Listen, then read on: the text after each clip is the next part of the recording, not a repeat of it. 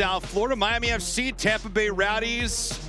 Ricky Lopez-Espin, why don't you do the honors tonight? And I think if you're Luis Neal, this can quickly turn into a 4-3-3, but it all comes down to that middle three, whether it's Akinyoti, Cabral, and Joaquin Rivas. That relationship needs to be very good, especially Bolu and Cabral. As one goes, the other one stays in front of that back four. Paco Creco, Fiemu, and Aiden Stanley, Mark Segbers join the attack as they see fit. Michael Salazar, he's been massive since Luis Neal has been out the hem.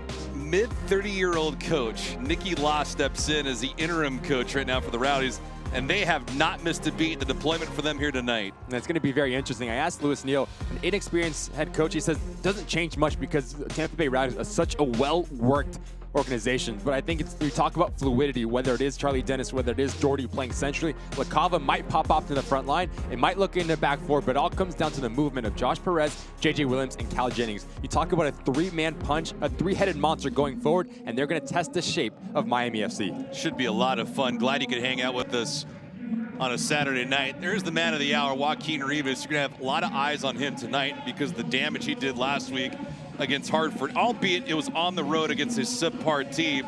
But scoring one goal, let alone three in any given night, that is nothing to hang your head about, especially here in USL Championship. So you know for him, you mentioned at the top of the show, first 10 to 15 minutes, that'll give us a great idea of what Miami is in for tonight. I think you look at the two last games for Miami FC, whether it was Indy 11, where they didn't start as well as they would like, were very flat.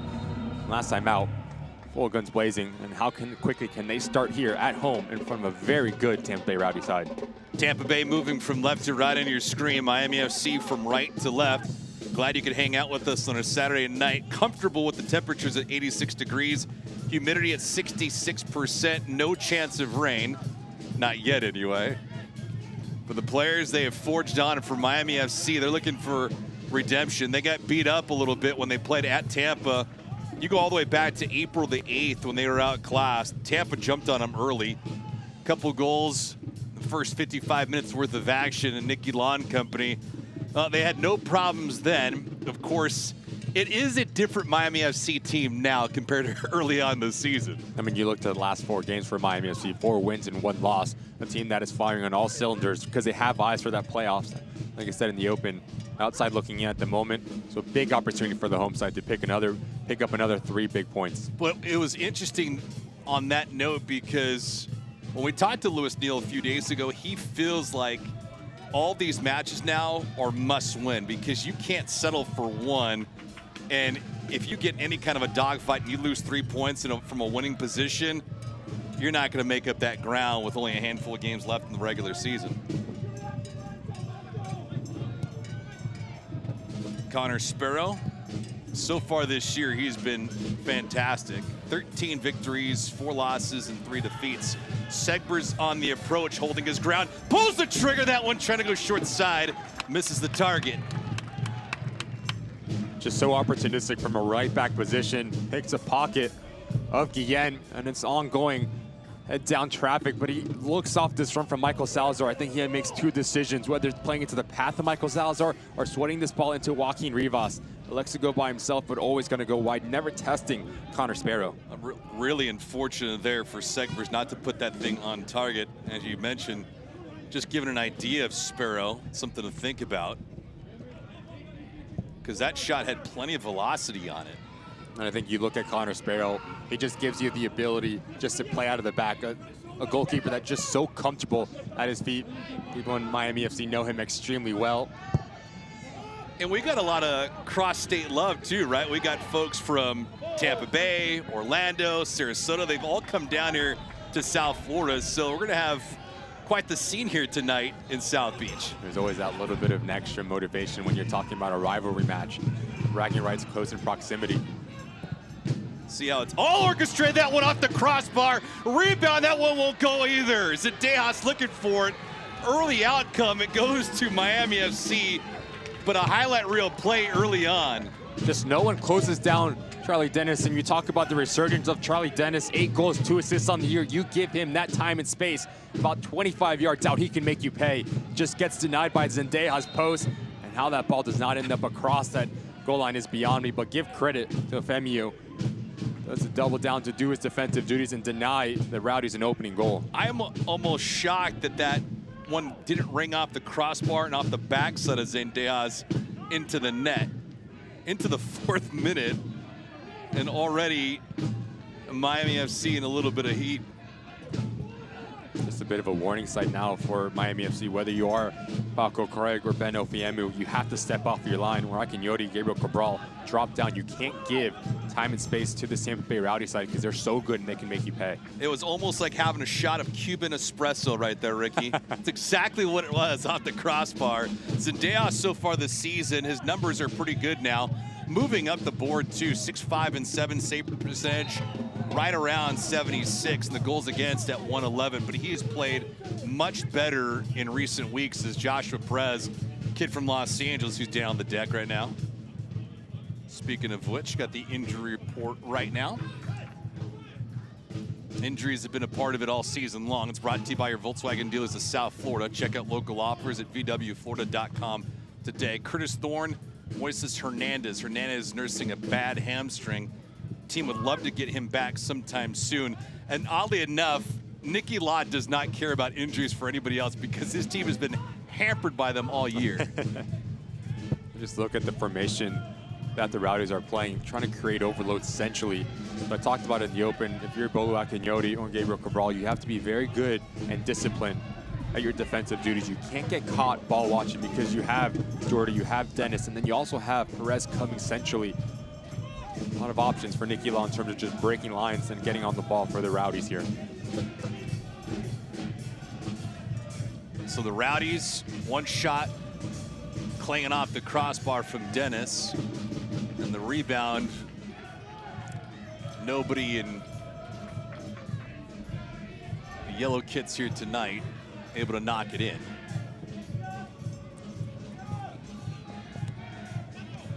When these teams got together back on April the 8th, it was a 2-0 outcome for Tampa Bay. Cabral with a nice intercept. Here comes Gabriel. Some steam, takes a spill, and he gets knocked down. Early Wilson foul.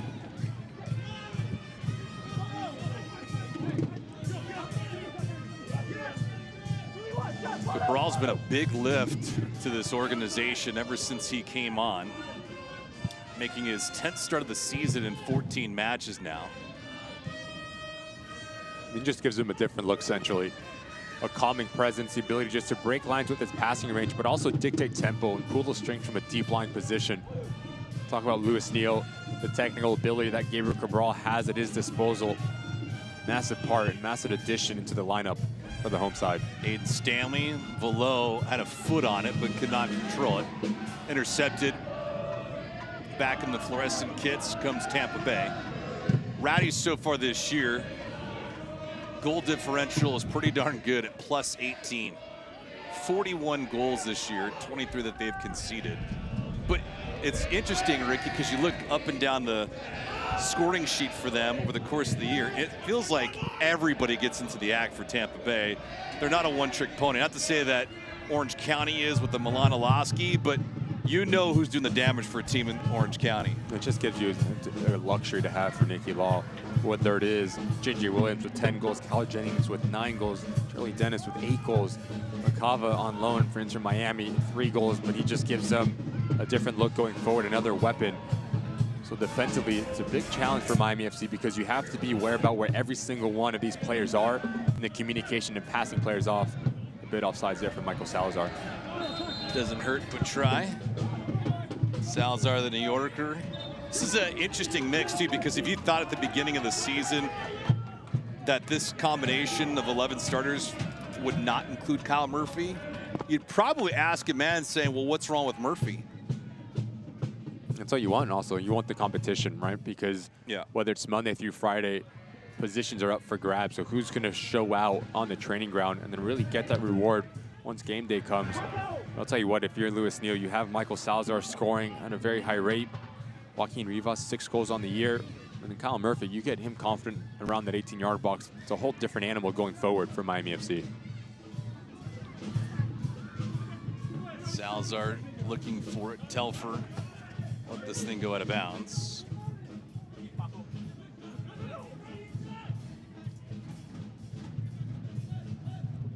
Sergei Damianchuk, the lead official tonight. Be marching up and down this pitch. It's a gorgeous night for ball. Could not have asked for anything better. Of course, if you are a Miami FC fan, you'd love to get greedy and get 3 points. Right on that playoff line.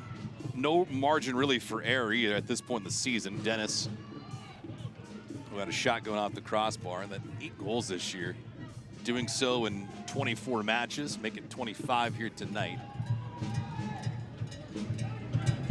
Tampa Bay coming off that victory, as Ricky mentioned, 2-1 over FC Tulsa. Played through Salazar with the strike. I don't even know how he got that shot off. It's a really good passage of play from Miami FC because there's so many players centrally. So you want someone to run in behind and test the shape. Off the ball, moving off the shoulder, splitting Kleeman and Forrest Lasso, and he does quite well, to be fair. Holds off his individual mark, but unable to get his hips around the ball. Stanley finding Rivas. Joaquin making a move, pulls the trigger. That one blocked on the way through. Valiant effort from Joaquin. And I'll give credit to both Rivas and Salazar on 2 consecutive tries. It's a good job positionally, just unfortunate for both occurrences. Give credit to Aiden Stanley as well.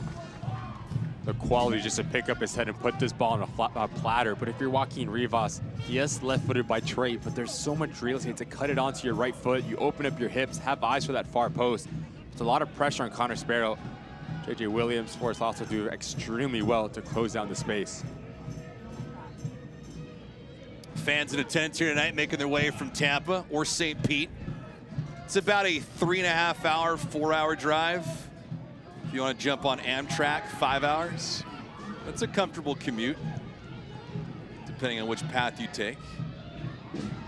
The fans from Tampa trying to be rewarded as well from their road team's efforts. Tampa Bay this season, 13 victories, 6 losses, 5 draws. At home, they've been exceptional, 8-2-2.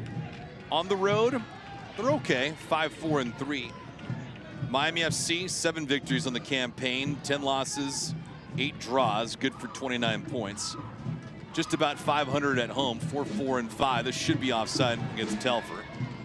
But on the road, that was really one of the problems for them, is they had not picked up a road victory in 8 contests. And then all of a sudden, the magical happened upon them.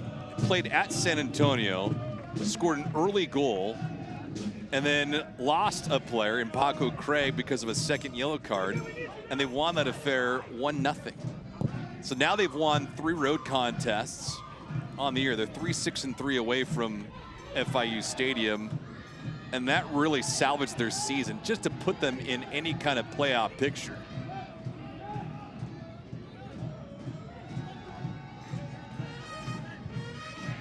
Just look at the spacing for Miami FC. The relationship between Michael Salazar and Joaquin Rivas has been very good. 12 minutes in, just playing off the shoulder of Jordy. As one comes to feet, the other one runs in behind. Ask questions to Forrest Lasso and Freddie Kleeman. So good for Louis Neal. If you're the manager for Miami FC, you have to be extremely pleased. Nice move by Stanley here. Holding his ground, not giving up possession. Telfer, Stanley, Rivas, that trio there in the bottom of your screen. Paco Craig.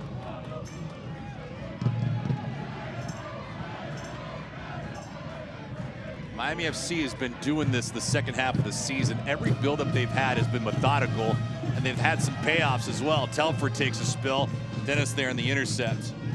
Man from Brighton, England gave it away. Cabral can't pull the trigger. English shot for Segbers, gives it up. Rivas can't find the handle on it. Bolu with the strike. Sparrow with the right hand on the denial. And it's just a bit casual for the Tampa Bay Rowdies playing out of the back. That relationship between Doherty and Dennis hasn't been the best so far in this first half, but this ball from Mark Segbers, if you're Joaquin Rivas, you need to hit this with your right foot first time. As it recycles back, big time save from Connor Sparrow. Ulak and Yodi hits it extremely well, but straight at the goalkeeper.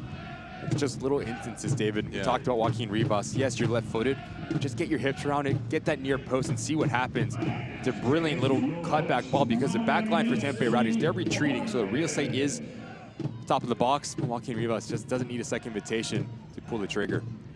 Prime spot for a shot like that for Rivas. Here's Stanley on service. First corner kick of the night. And he'll work short. That is a bad giveaway there from Aiden Stanley. I don't know if that is the first time it's happened all year, but it's pretty darn close. Aiden's usually extremely reliable putting that ball anywhere near the 18 or in a dangerous position, but that thing looked rather flat, literally and figuratively speaking. That corner kick was brought to you by your Volkswagen dealers of South Florida.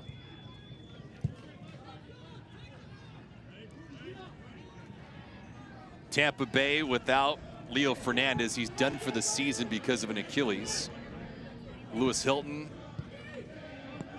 Zach Harivo, Sebastian Delgard, all banged up for Nicky Law. Nicky in his 30s, and I hate saying it, Ricky, but not a great deal of coaching experience. In fact, this is his first journey in such a position. But walk me through this.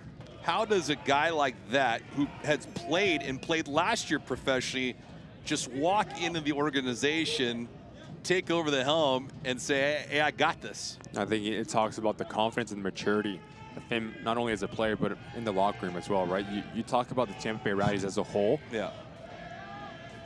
You look at the USL Championship, and they come to mind. Watch out. Dangerous proposition. No numbers, though. Left-footed punch, and a great collection there on the backside. Tell you what, the coverage was pretty darn good, but Ofiemu backtracking nicely, able to disrupt that bid. And I think if you're Miami FC, you have to be very careful. Yes, you've been on the front foot for 16 minutes, but you cannot leave yourself 2v2 with J.J. Williams and Cal Jennings. We talked about J.J. Williams in the open, just bullying his individual defender. As this ball comes to his left-hand side, you just see him off balance, head goes back, shoulders up and over the crossbar. They had a moment there, but Ofiemu tracking nicely. So they've had some dangerous moments that have gone close to finding the mark. One of them off the crossbar from Dennis. That one did not go on target. Jennings with 9 goals this season, a couple of assists. Segbers with a sweet move. Walking that sideline onto the lap. Rivas left foot, that one was rejected as well.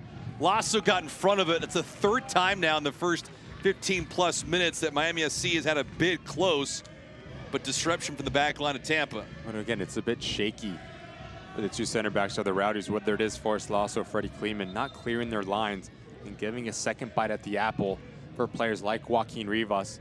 To be fair, it does very well just to recover his mistake.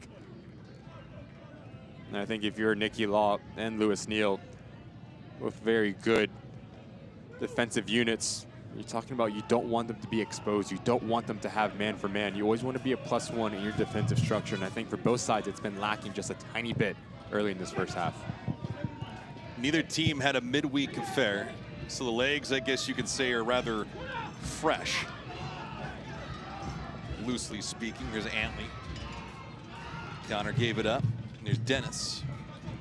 Dennis with 8 goals in the campaign. That's just a dead giveaway there. Back to Miami FC.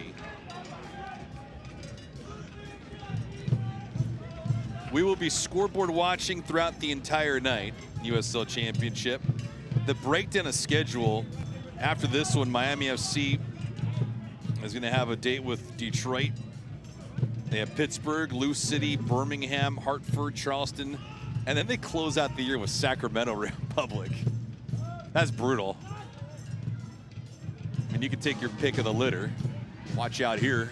Great play by Mark Segbers. That is all positioning and a veteran play from Mark.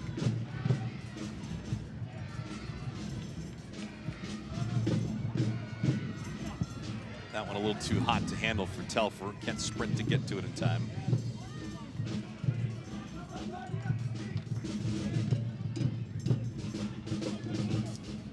So for Miami FC, next contest will be on September the 2nd against Indy 11. And that was a team that I think caught them off guard a few weeks ago. Miami FC was riding high, and then all of a sudden, Indy 11 came to town, banged up, having played on a Wednesday. They took 3 points here at FIU Stadium. was a professional road victory for Indy 11. Miami FC needs to go into their backyard and take 3 of their own. But first off, what's on tap here tonight? Been a better effort. Dennis again approaching. Williams just could not corral it. But it's better for the Rowdies, just a movement centrally. Whether you are Charlie Dennis or Doherty, you want to pull out Cabral or Akinyoti, and as you pull one of them out, who's going to advance off the shoulder into that hole? This time it's a good little pick up from Antley to find Charlie Dennis, and it's a 2v1, so Gabriel Cabral needs to make a decision. Does he go with the ball or does he stay centrally? JJ Williams makes a run off the shoulder. So unable to collect that ball, but those are the little instances and little triangles that Nicky Law wants to form higher up the pitch. It was an interesting start to the year for the Tampa Bay Rowdies. Really did not get off to a good start. A couple draws against Indy and Orange County, and then they got beat up by Charleston. It was one of their biggest losses in quite a while. Birmingham got the better of them at home 2-0. But then their first victory of the season in their 5th match was against Miami FC. And then midway point during the year, they just went on a tear, and Neil Collins took another job. In comes Nicky Law, and everything else is in progress, as they'd say. So we've had a ton of changes at the helm in terms of coaching staffs, USL Championship. And we do have an unfortunate drawback in the Western Conference, in particular in Southern California. It's a professional tease, as we'll get to it at the half, regarding one club. But we have changing all the way around as we make our way towards the tail end of the regular season. To really flip a coin as to seeding in the Eastern Conference, the West, you get a pretty good idea of who's going to come out. You have Sacramento, San Antonio, but Orange County has been playing like their hair is on fire. They've won 6 straight. I think you look at the USL Championship and understand how competitive it is. You string 2, 3, 4, 5 wins. You're sitting extremely nice into the table, and that's something that if you're Miami FC, you're hoping you can do on the back end of this season. Once again, that's a great ball from Paco. Cabral, patient. There's Aiden Stanley. You just look at how Tampa Bay is setting up. Seems like a 4-1-4-1 formation with Teddy Doherty as a single pivot. So how do you unbalance him? How can you draw him out of his position to open up that gap right in front of that back four? And that's something that if you're Miami FC, it comes to the movement of Joaquin Rivas and Florian Below. Perez there in the intercept. Joshua only making his 2nd appearance of the season. He's had limited time for Tampa Bay. The native from Los Angeles is in his first campaign with the Rowdies. Cabral has Segbers outside, waited way too long to get to him. Far side official does not have the flag up. Rivas that ship softly on Sparrow. That play looked like it could have developed a lot earlier than that, though. I also think it's a wrong ball from Gabriel Cabral. It needs to be on the floor into the path of Mark Segbers, because as you lift it up, it just gives it time for the Rowdies just to drop back and read the flight, because if that ball breaks the line of Guillen and Kleeman, you can hit that first time, and that's when you have the run of Michael Salazar and really unbalanced and puts a lot of pressure on the Rowdies back line. But as the ball goes in the air, you just see the ability just to retreat for the visitors. Sergey Damianchuk having a quick conversation, and while he does that, this portion of the broadcast sponsored by your Volkswagen dealers of South Florida. Check out local offers at vwflorida.com today. Bolu and JJ Williams. Quick little love tap between combatants. Here's Williams, Clovis, New Mexico. In almost 1,500 minutes so far, making his 18th start of the year. 10 goals, 4 assists. Last year, he struck rich with 12 goals between 2 squads, FC Tulsa and Phoenix Rising FC. Change in scenery has not diminished his results. Only added to the royalties that Tampa Bay currently has. Tampa Bay was brilliant a couple of years ago, 23 victories in 32 matches. They have been a class organization for quite some time.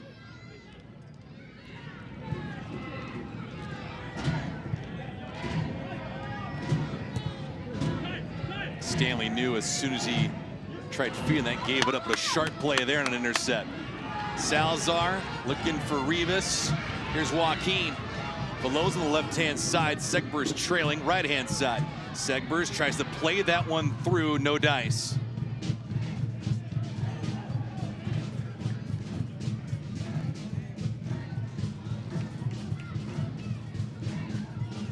Cal Jennings right now trotting up with it.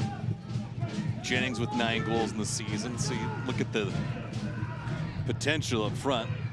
Cava with 3, Jennings with 9, Williams with 10, Dennis with 8. Spreading the wealth, as it say.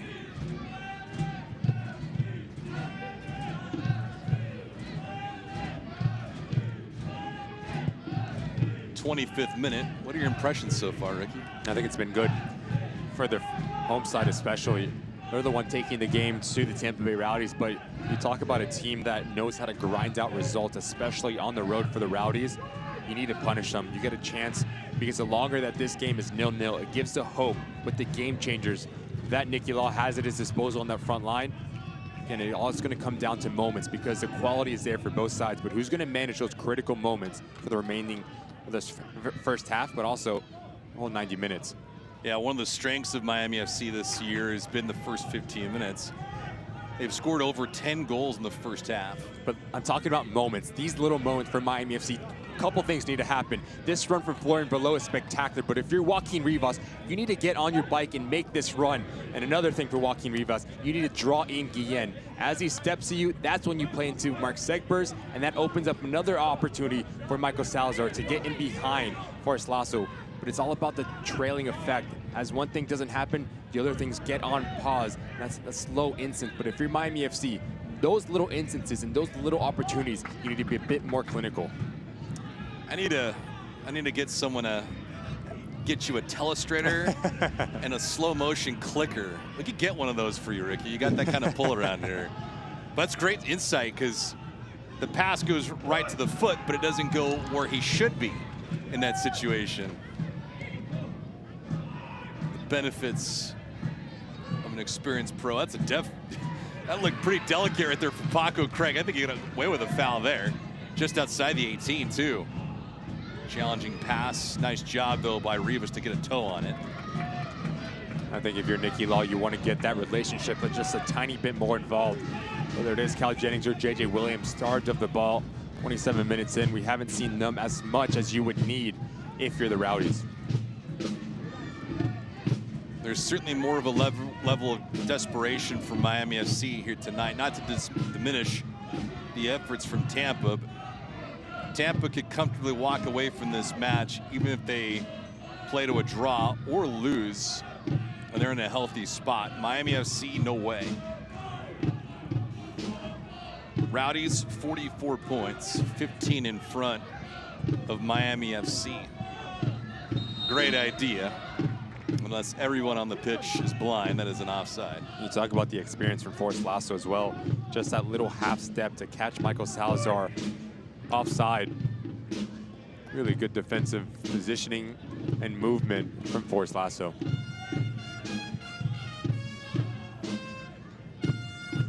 Forrest broke up one shot from Joaquin Rivas earlier in this half.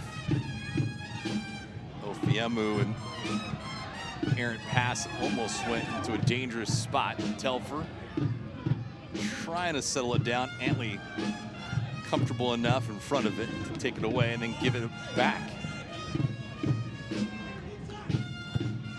Below, Salazar, Telfer. Everyone with the touch. Segbers. I see over the top mark trying to corral it. Great effort. Who wins it? Tampa Buzz.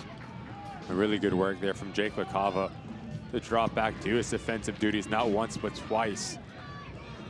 I think, again, much like Cal Jennings and JJ Williams, he's a player that needs to get more involved on the attacking phase for Nicky Law, because he can be a game changer.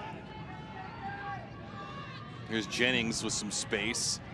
Jennings trying to tee up Ofiemu, left-footed punch right into the crust of Zendejas. Adrian, first stop here tonight. But Rivas has a run in him, and Spiro comes all the way out to greet him. Good anticipation.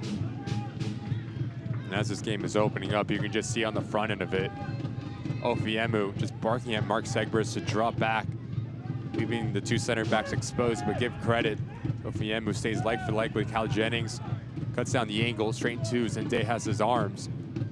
Alley with the cross. Segbers here. And you mentioned that, David, also Connor Spiro has a very good read of the game. Wants to be that sweeper keeper.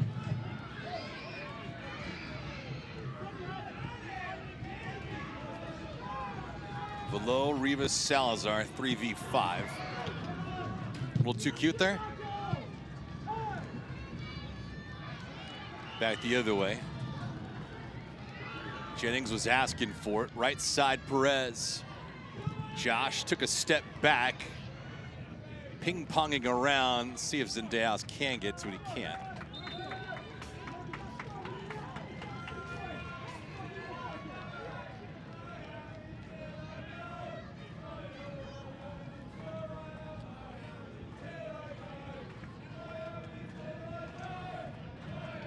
Be a corner kick here for Tampa Bay. 31st minute.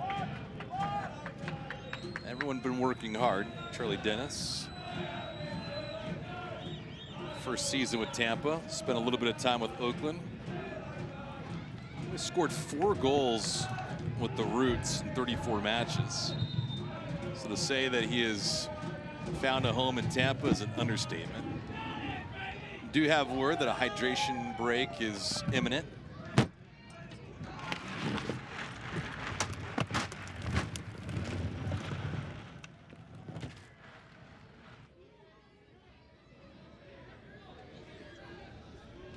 Dennis looking on.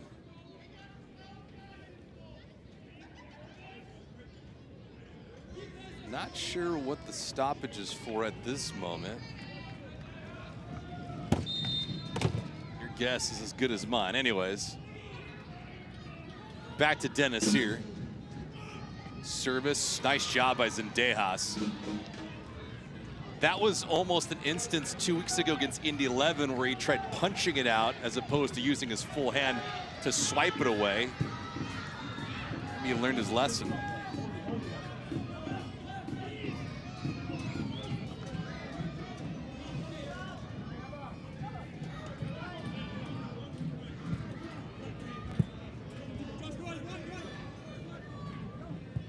Do anticipate the hydration break in the next couple of minutes.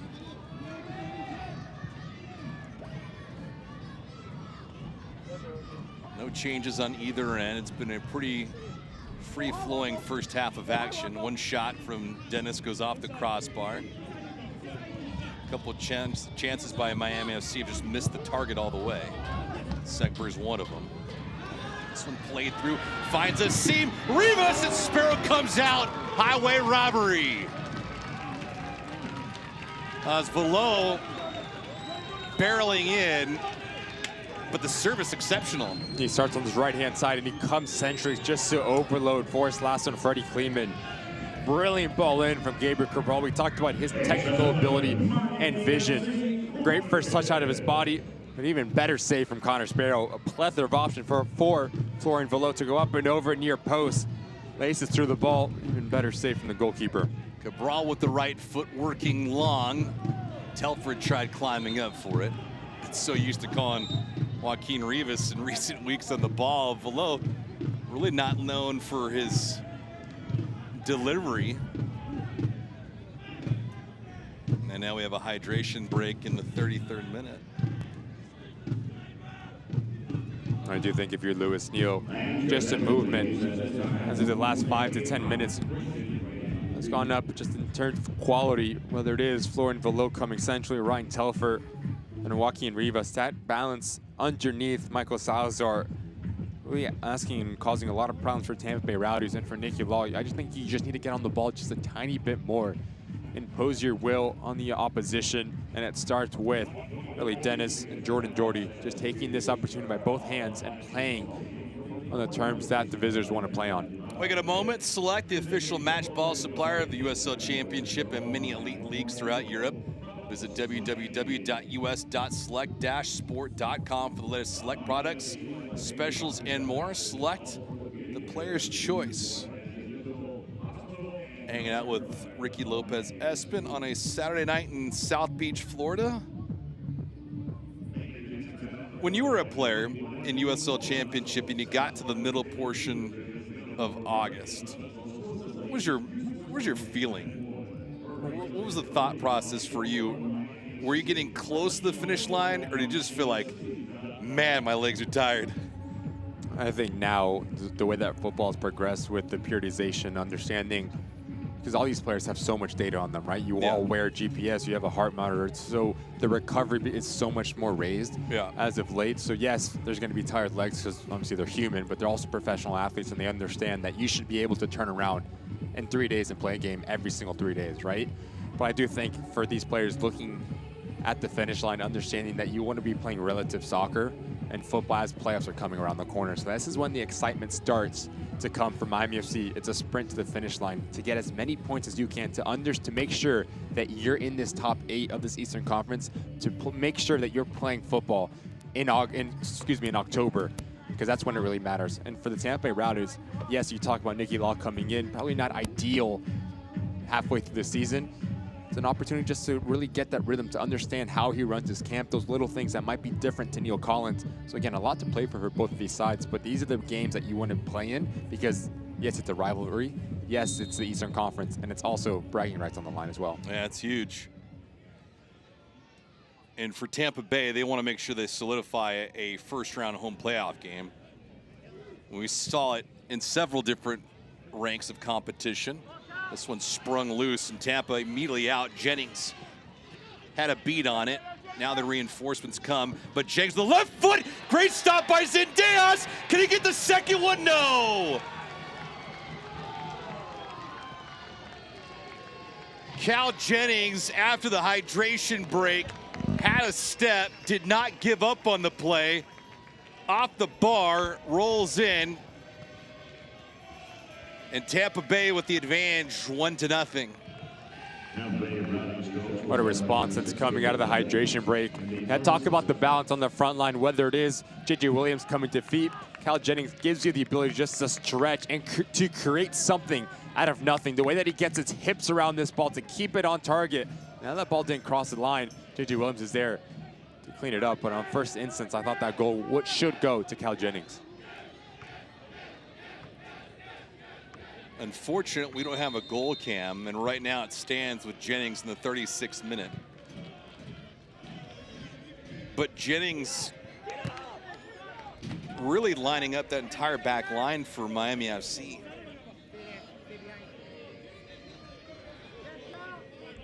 We don't have the luxury of VAR, but we'll get back to it, we promise you. And Tampa Bay, despite the fact that they've been defending a lot more in this first half than they'd like to, come out of a hydration break, and Cal Jennings on the board, 1-0 Rowdies. He talked about the real estate in behind. He understands that he probably has Paco Craig and Ben Ofiemu for pace. So he just plays off the shoulder and rolls them. There's going to be a lot of room to operate in. But you need to be a bit tighter defensively for Miami FC. You can't let him pick up his head, especially not in and around that 18-yard box. The ball does not cross the line. You have to give credit to J.J. Williams. He's here to clean it up, as every single one of the Miami FC defenders are on their heel ball watching. And that's a striker that wants to get on the score sheet, that wants to be opportunistic. Whether it is Cal Jennings or J.J. Williams, Nicky Law will take it. That is a brutal finish after the hydration break for Miami FC, but one that Tampa Bay loves to have. The advantage, and now, despite they've been playing back, no sense of panic. And you mentioned they don't need many opportunities to make the opposition pay. You talk about managing moments, understanding the high line for your opposition. Why not go in behind? Couple looks at goal. How clinical can you be in around that 18-yard box? Cal Jennings, his 10th goal on the year. It's amazing the difference between teams and why they're the upper echelon. Some of them are not there. Cabral went down. No call, they play on. Williams stretch pass, nobody around for Tampa Bay. But you just figure moments ago, Velo got stopped by Sparrow. Hydration break comes out of it. Jennings makes him pay. And once again, you almost see it again. As Gabriel Cabral gets caught high, JJ Williams just spins Bolu like a top, and then it's all about the ball into Cal Jennings, which wasn't the best. Fortunate enough for Miami FC. But you need to be a bit more compact and then tighter defensively. You need to get touch tight to JJ Williams and Cal Jennings to not give them the ability to just spin and pick up their head. So for Jennings, he'll get the assist on the goal. It's his 5th of the year. For now, anyway. See if we can get a replay on that goal. We'll try to go super slow motion. We promise that we'll get first half highlights, some news and notes around USL Championship at the break. Take a look at the upcoming schedule for both of these teams, all that and then some.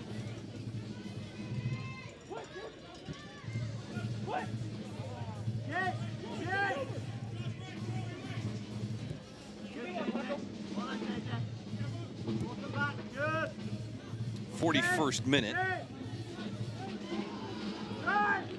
Tampa Bay have been exceptional ever since the hydration break, looking for a lot more than just the one. Perez with it right now. Doherty, Antley, Lasso. Lasso has appeared in his 20th match of the season. Nice move by Guillen.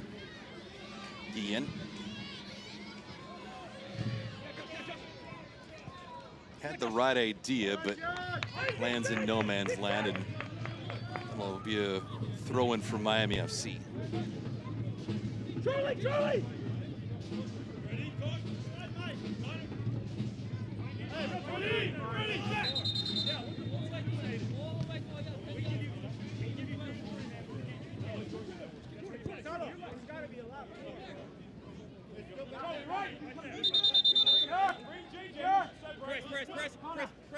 Sergey Damianchuk trying to get this thing right for the throw-in.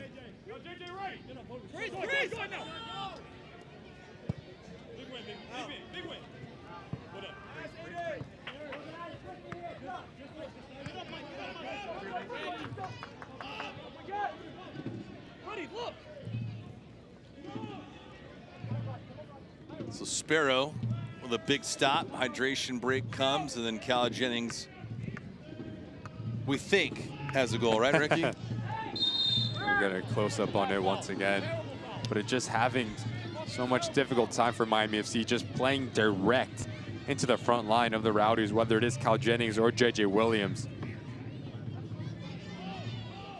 Mentioned him in the open, just a physical number 9. Likes to size up his individual marker, spin him, drop the ball down and bring players in. The whole package is highly touted coming out of Kentucky. And what an addition he's been to the Tampa Bay Rowdies organization.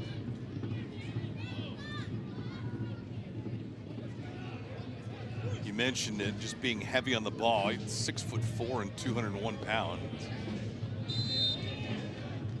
You don't see that many players of his stature playing at the 9.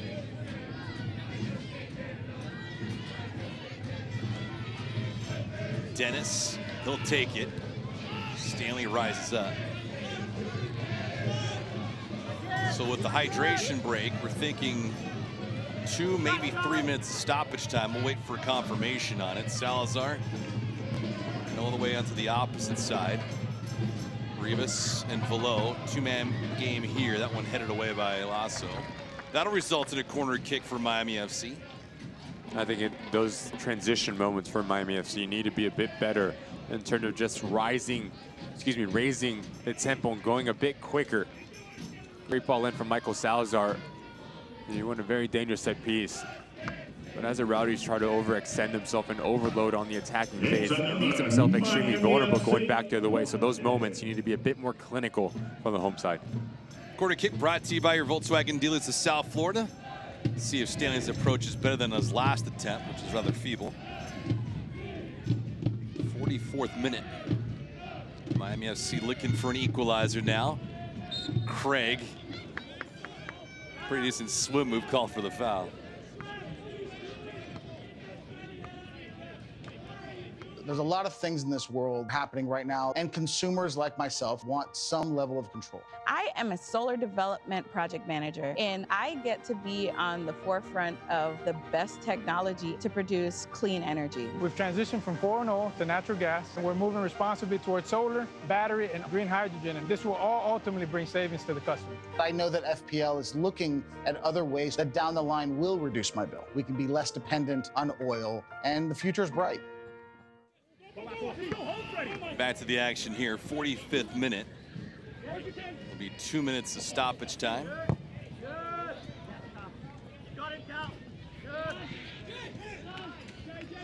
We have been advised. Here's Williams.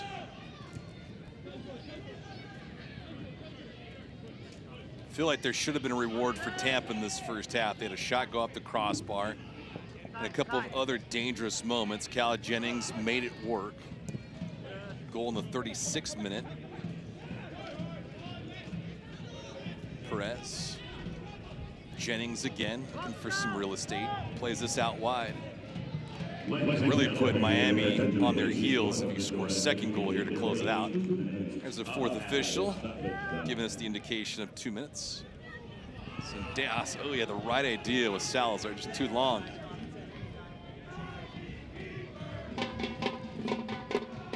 Just going back to that goal, David, just look how easy it is to get through behind this backline of Miami FC. And if you're Ben Ofiema, you need to be better, just plain and simple. It's too easy to get him able to turn, pick up his head.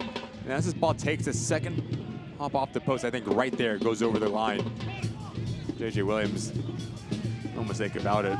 But it's just a ball straight into that front line. And Ben Ofiema just gives Cal Jennings the time and space to turn, pick up his head, and pick out his corner. You're Lewis Neal, you're going to look back at this replay and be a bit frustrated how everything breaks down, and now you're down 1-0. Yeah, I feel like almost to add to your point is if you're Ofiemu, you're going to know where you're at with the teammates that are involved. Stanley was right there, and you should have been on Jennings like a blanket. And every time a player of the opposition is facing towards, whether it's an end line or a sideline, that's when you need a step, because you can use that as another defender and trap him. You can't give players extra chances. Rivas, no, but it'll be a corner kick. You can't give players time and space in around that 18-yard mark to pick up their head, whether it's find a pass or have a strike on goal, because the quality is just so good. We talk about the Tampa Bay Rowdies. 41 goals, you mentioned it, on the season so far. 23 goals against. Tells you they're clinical in both boxes, right? So you can't give them any time and space to pick out a pass or operate in both boxes. You have one simple breakdown, now you're down 1-0 for Miami FC. It's part of the reason why they've been a well-oiled machine. You can come out of a hydration break and you have a play that could be designed.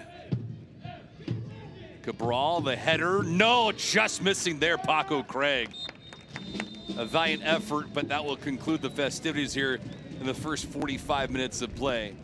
So shot out the crossbar. Florian Velo got robbed by Connor Sparrow. And that man, Cal Jennings, after a hydration break, made Miami FC pay. And I think if you're Lewis Neal, you want to keep on doing what you're doing. And it's just one lapse of focus that you're down a goal. You need to get Rivas on the ball, Telfer, Velo, and Salazar. Those players on the fluidity and the creativeness in that final third, because we saw glimpses of it, but you're only lacking that last bit of quality. And for Tampa Bay Rowdies and Nicky Law, how do you manage the second 45 minutes? Because you know Miami FC is going to come, and they're going to come quick. Jennings, his 10th goal of the season, the assist from JJ Williams, and Tampa Bay on the road right now with the advantage. Coming up on the side, we'll get you some first half highlights, some stats, and a whole lot more. Rowdies 1, Miami FC nothing.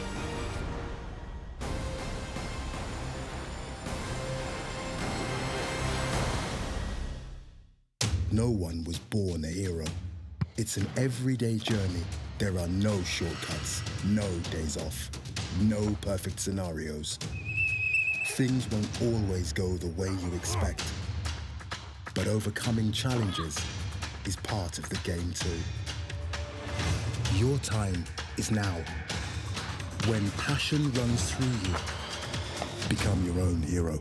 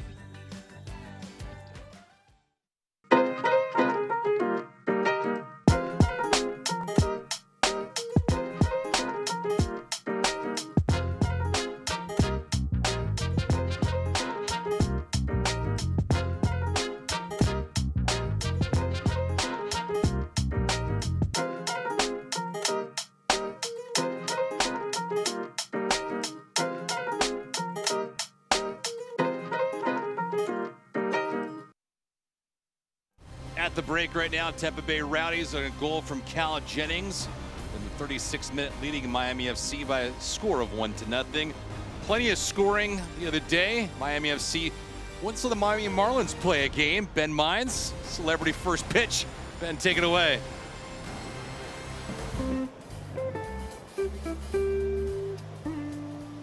Just run down there really quick.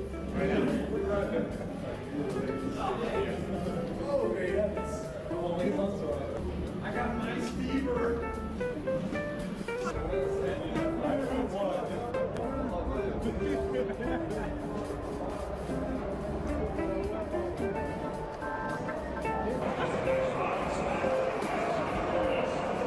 Yo, you know what time it is? It's your boys out here sideline. We out here with the Marlins. We're at the Lone Depot Park, and we're here for Ben Mines, his first pitch.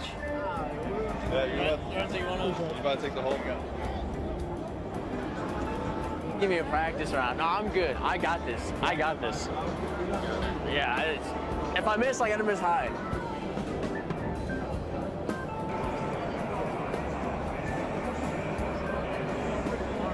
Take a picture just real quick.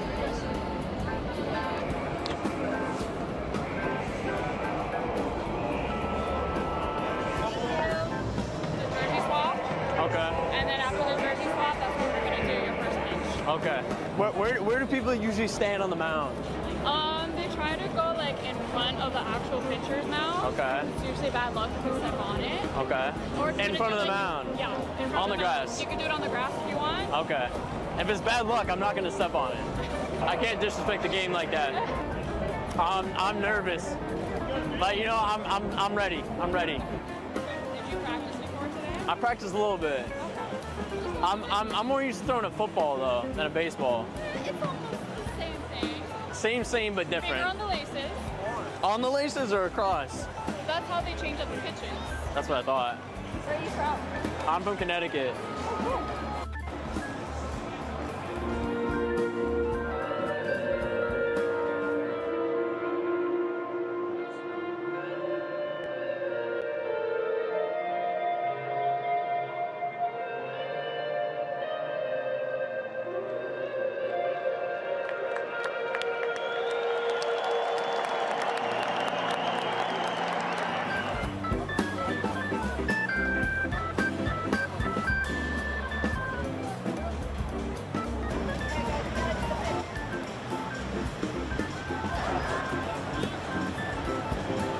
That's far, bro.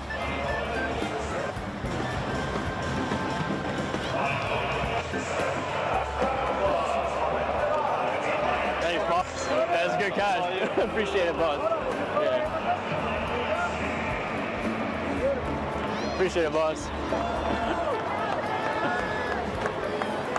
That was fun. Been outside. Hey, you're the guy doing the first pitch, huh? What? You're the guy doing it. I would have liked to have it's been a strike, but that being said, it's all right. Feeling all right, man. I'm chilling. My first ball game ever. Love it. Yeah, I'm enjoying the moment.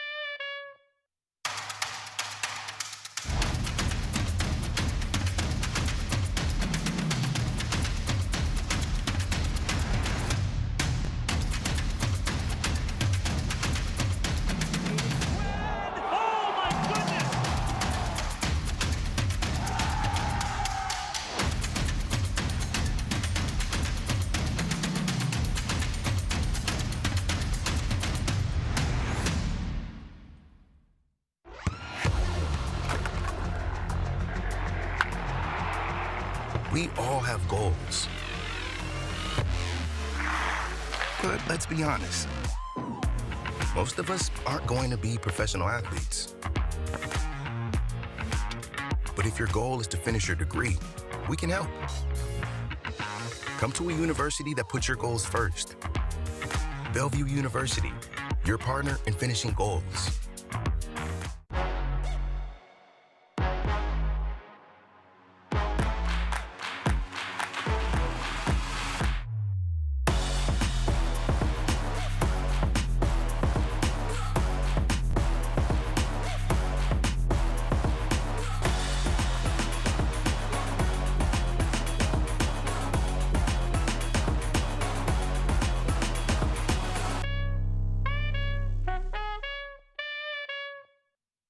No one was born a hero. It's an everyday journey. There are no shortcuts, no days off, no perfect scenarios. Things won't always go the way you expect. But overcoming challenges is part of the game too. Your time is now. When passion runs through you, become your own hero.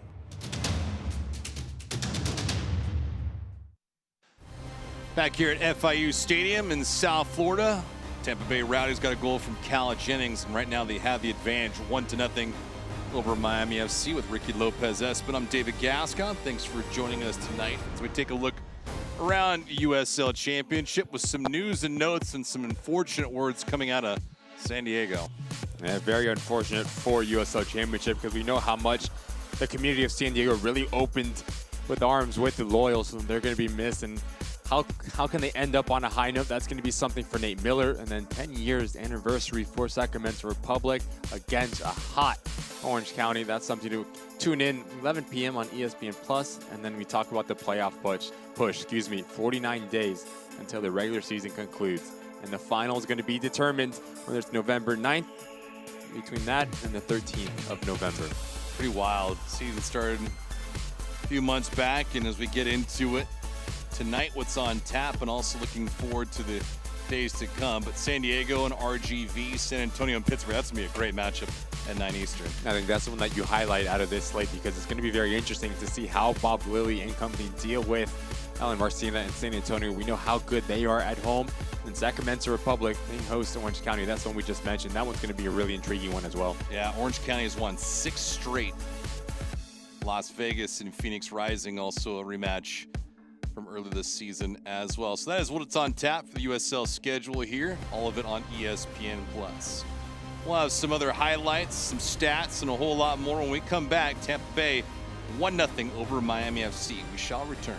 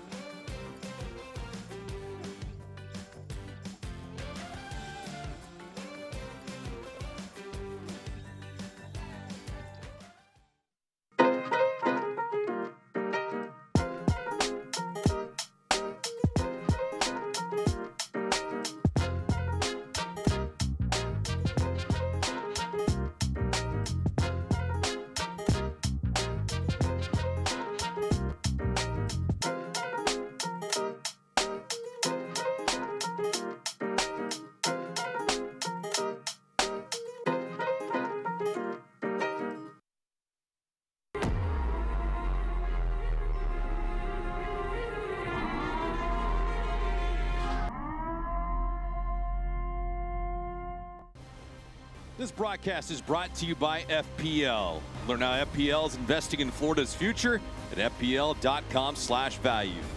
Tata 2 and Macron.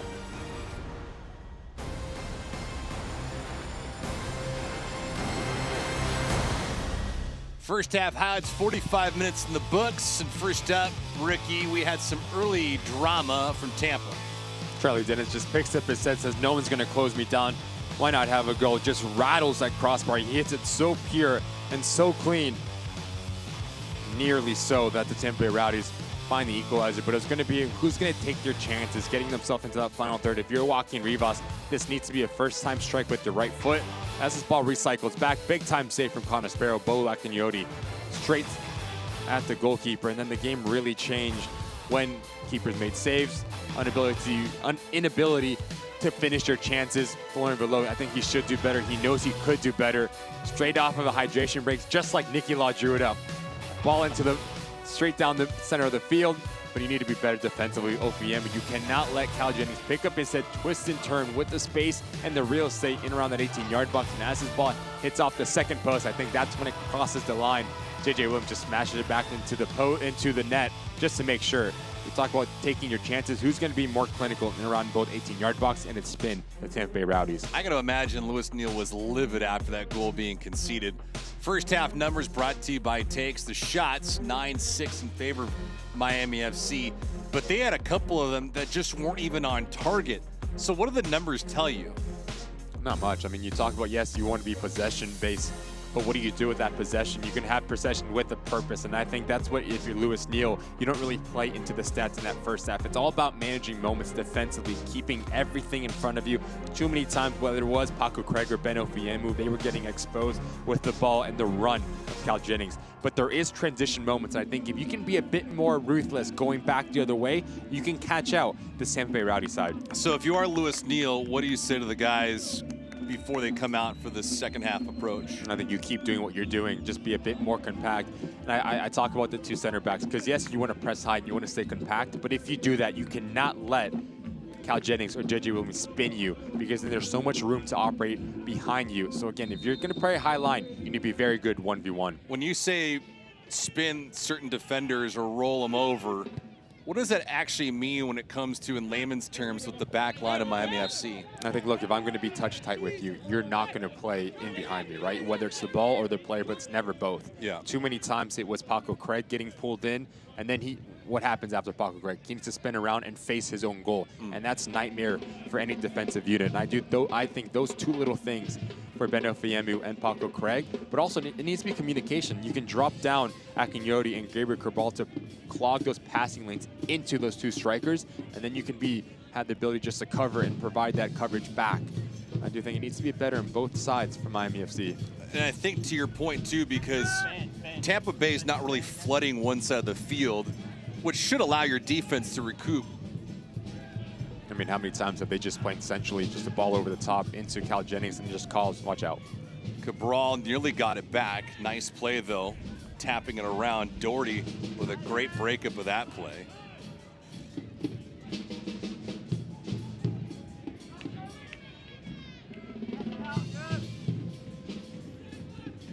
It's quite the interesting first half. Both teams had chances.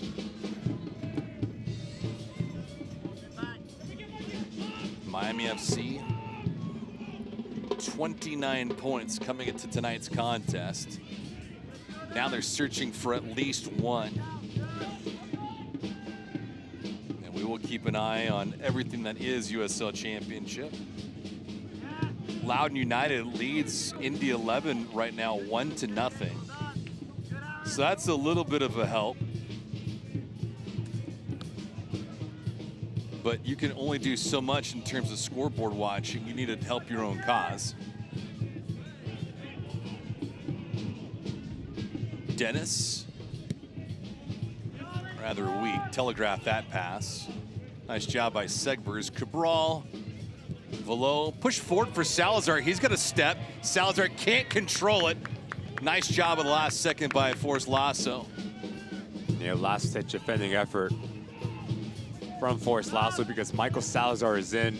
But those are the movements that if you're Lewis Neal, watch out here. Cabral Rivas. Velo needs to tee this up. Does not take the shot. Some unselfish ball right now. Not working to the benefit of Miami FC. This goes against the aggression that you were mentioning. Man can't shoot, he can't score. Our goal play earlier as well. You do extremely well just to draw out Freddie Kleeman, and much like Hal Jennings on the other side, if you're Michael Salazar, you understand you have Forrest Lasso for pace. Salazar looking for an angle. Rivas working. Joaquin back to Cabral. Waited too long. Bolu. Rivas squares it up. Again, the defense comes back. Rivas is taking his time. Another angle. Rivas left foot. Sparrow had an angle on it. This right here, I think, Ricky, is indicative of what you mentioned in the first half. When Rivas had a ball land on his lap and he elected to take it with his right foot as opposed to his left. And again, how many times you open up your hips on that left foot, you get denied to that far post as it recycles back across. Now you try to sneak it into that near post, but you have to give credit to the two center backs of Tampa Bay Rowdies, whether it is Forrest Lasso or Freddie Kleeman. Time and time putting their body on the line, not letting any single ball get into Connor Sparrow. And again, like you mentioned, David, if that ball comes across your right foot, if you're Joaquin Rivas, you just swing at it, you just hit it. Not your preferred foot, but just put it in a dangerous area and see what happens. Worst case scenario, a rebound comes to a teammate. Best case scenario, you scored a goal and you have a reason to celebrate. Stanley here in the first corner kick of the second half. Aiden played that one through nicely with good velocity, but was intercepted by Tampa Bay, and here's Joshua Perez.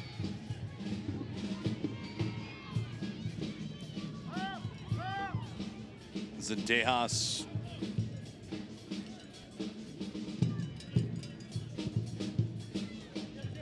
Rowdies with the advantage right now on a goal from Cal Jennings in the 36th minute.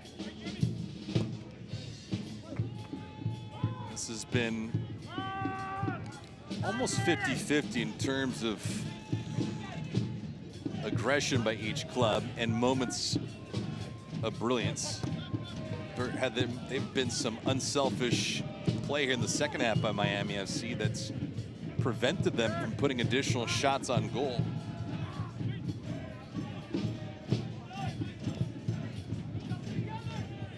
Miami FC this year is winless when trailing at the end of the first half. 0-3-1.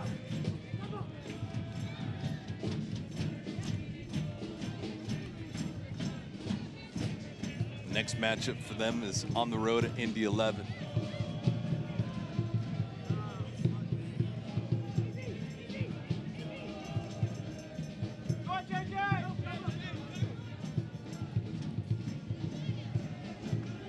Segber's having to do a lot of work here, getting away from multiple players at Tampa Bay. Sprung loose and a chance for Telfer. Ryan on a run. Ryan working against Antley, who tracked him back nicely. Antley holding his ground. Velo. Stanley gives it back to Velo. Rivas asking for some service. Not where that ball needs to go at all. But how good of a recovery run is that from Connor Antley? Like for like with Ryan Telfer, who has him caught by a yard. Slow him down, make him play negative, get your job done. And like you said, David, if you're Florian Velo, you need to pick up your head because you have Gabriel Cabral in tons of space at that cutback right apart from that penalty spot. Here's Cabral on service. Corner kick, Paco Craig nearly got to that ball. Sparrow came off his line nicely.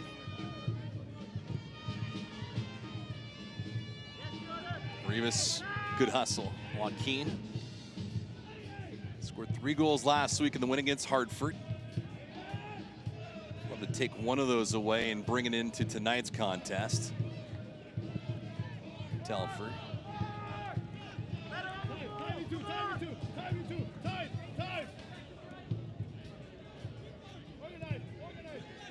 Shots right now favoring Miami FC. Chances are certainly on their side of the ledger.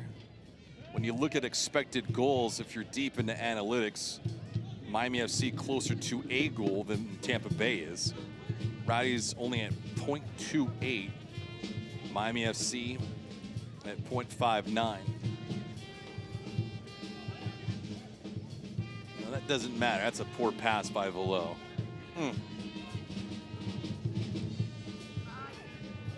No changes from Tampa Bay or Miami at the break. Substitutions, but not yet. So we know what the message was, at least what you thought, any changes from Miami FC. But what about Nicky Laud? Is he happy with what his team did in the first 45, or at least content? They had the advantage? I think you have to be happy with the result after the first 45. Probably not your best half of football for the Tampa Bay Rowdies, but at this point in the season on the road, doesn't need to be pretty, needs to be effective. But I do think there is going to be a lot of real estate for Cal Jennings and JJ Williams just to try to catch out Miami FC, because they need to push higher. Telfer with some real estate. He could have taken a shot. Elects to do so. Sparrow with two hands pushes that side right. Probably could have taken this earlier. I really like this from Ryan Telfer. He understands as Kleeman's going to rise up for this ball, I need to have my secondary action, whether it's underneath, but just running like for like with Michael Salazar. Big time save. Out again, Sparrow.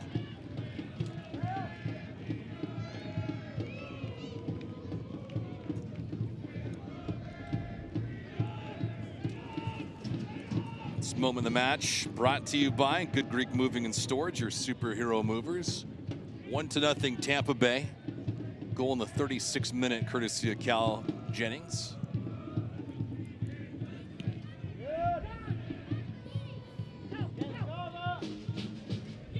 Speaking of Jennings on the attack, broken up by Ofiemu. You talk about having running mates. Michael Salazar, he rises up, and that draws in Freddie Kleeman. And I do think if you can advance yourself just a tiny bit more, get a bit closer if you're Ryan Telfer. But he hits it very well, to be fair. Connor Sparrow has been spectacular 55 minutes in. I remember you showing me a certain goal that you scored from the middle of the field. That'll make me blush. This one headed around, played through. Zendejas got the left hand on it. That was from a sharp angle.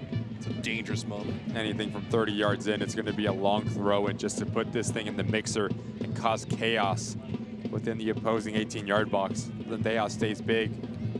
It denies JJ Williams his opening goal here.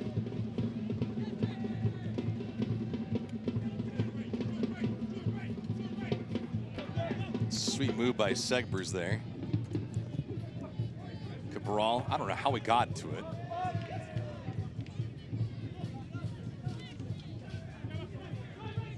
Cabral, he's scored 1 goal this season.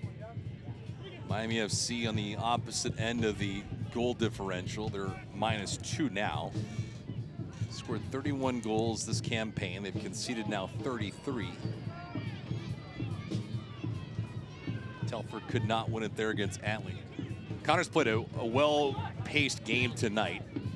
Positionally, he's been exceptional, and he's been really good in the transition game for Tampa, making up for lost ground.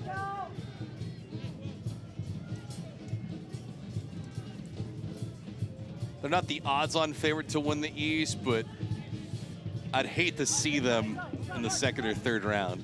I mean, how many times have we seen them always be underestimated in some portion of the season and just come back and make themselves a mainstay? Between them and Lou City, Pittsburgh Riverhounds, a lot of heavy hitters in this Eastern Conference. Salazar. Near said official did not have a flag up. Ooh, Perez. Ofiemu got chewed up. Segbers has it now. Ofiemu slow to get to his feet. Atlee recovering, has it for Tampa. Doherty. Jordan moving all the way around the pitch.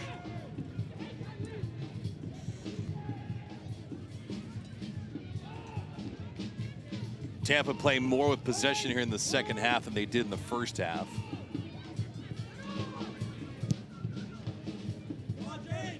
Not that they were slow playing it all through the first 45, but different concept, and now we have a substitution.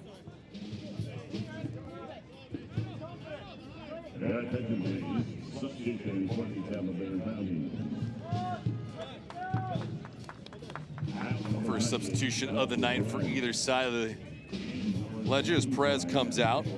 Substitution brought to you by Good Greek Moving and Storage, your superhero movers. Deon Harris in, Joshua Perez out, 21,498. Some fresh legs for Nicky Law. Just the ability just to stretch with the pace that Harris possesses. He's going to play on the right-hand side, so if you're Aiden Stanley, you have to pick and choose your times when to go forward, because going back the other way, Harris can be very explosive.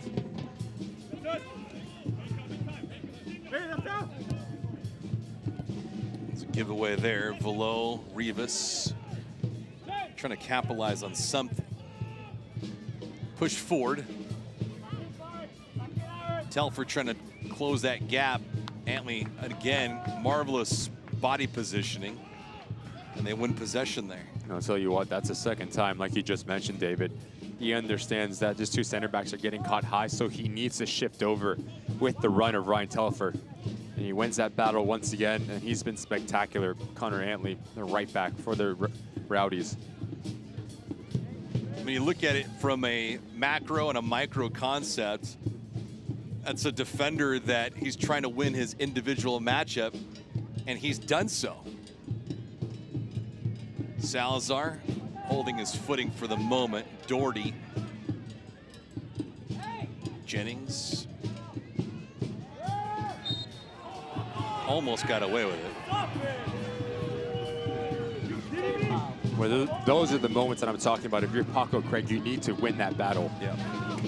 As you let him slip away from you, as he draws the foul, soft or not, it gives the ability for the Tampa Bay Rowdies just to slow things down once again.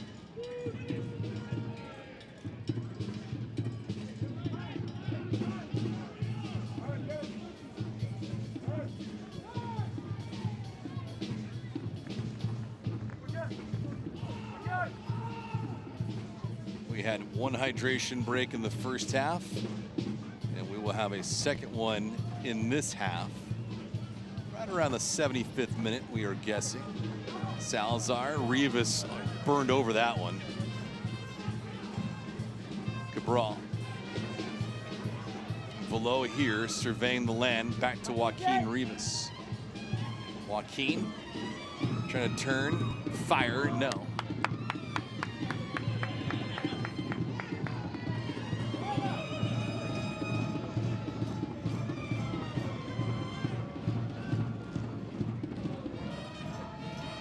I know it's a different opponent from what he did last week against Hartford, but do you feel like he's thinking more right now on the pitch? I think so. But also, I think if you're in that instance, Guillen, he was forcing him to his right hand, to his right foot. He understands that Joaquin Rivas wants to pinch into his left foot. Nicely played by Aiden Stanley.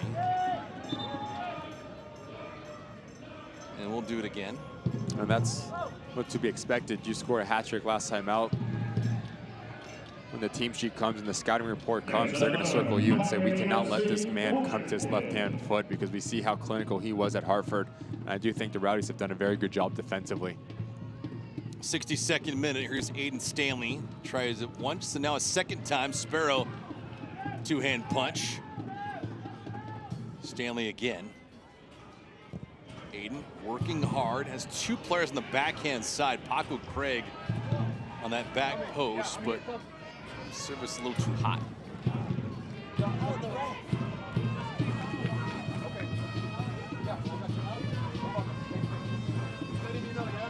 Sparrow pretty vocal with his teammates. What do you think he's saying there? I think he was yelling at the center referee, saying, the ball comes in, they're trying to take me out. Give me a little bit of protection. Aiden Stanley in the last couple corner kicks have been spot on in terms of just where to put the ball.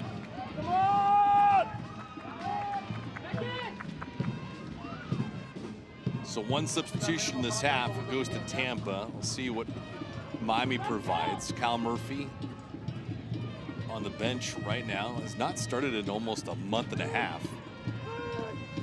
He's got 5 goals in the season, was the team's leading striker for the majority of the year until last week's 3-goal outburst by Rivas, who's now the team leader with 6. But they just need more contribution up and down the attacking third. And they have the players that are they have the caliber. It's just about making things come to fruition. I think it'll be very interesting now for Louis Neal to see if he dips into his bench. You talked about Kyle Murphy. Can he come in and bring an impact in terms of just the quality, but also you look at Ben Mines, Christian Sordo, Claudio Repetto, all attack-minded players at the disposal for the manager for Miami FC. On the other side, not the same luxury to have for Nicky Law. 3 players remaining, and 1's a goalkeeper. So you have Ariel Martinez, Lucky M. Kosana, 2 other substitution players for the Rowdies. Yeah, they're just trying to survive right now. Again, they would love 3 points. They'll certainly run away from South Florida with them. But even if they play to a draw, it's not the end of the world for them. You just see 11 players deep in their defensive half of the Rowdies. So for Miami FC, the ball needs to move just a tiny bit quicker and be more decisive. And also on that front line, the movement, pulling center backs out of position to open up gaps for teammates. And that's one of the hardest things in football, to beat a mid to low block.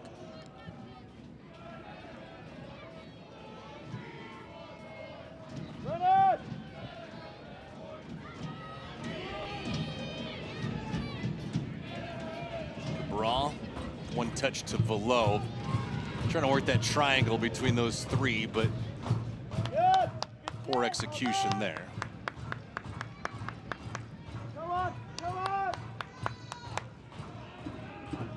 And when you play this far back like Tampa is right now, you almost have to be as perfect as you can on passes. Your attention, fans, it's now the last call for the field loading. Non-existent in there.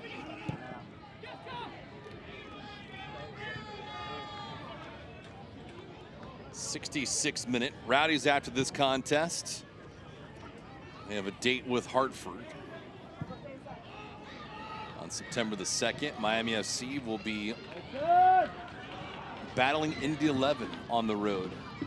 Below, not good enough there. But those are the runs that if you're Michael Salazar, you need to be making. Because yes, you get on the ball and you really come centrally, but you also pull out Forrest Lasso. The ball in from Florian Velo doesn't find its intended target, but it's that gap that Lasso would be in. If you don't make that run, he doesn't step out, and that gap does not open up. First one then. Sergei Damianchuk with the sweat glistening off his brow. Having some words with Bolu Akinyoti. Segbers here, Ofiemu there.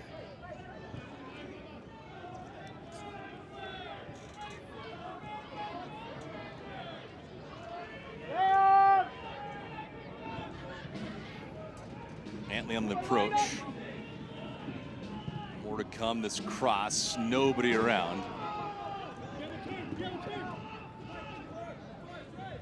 Harris, who came in moments ago, replaces Perez. A nasty mix-up at midfield. Freddie Kleeman in the middle of it.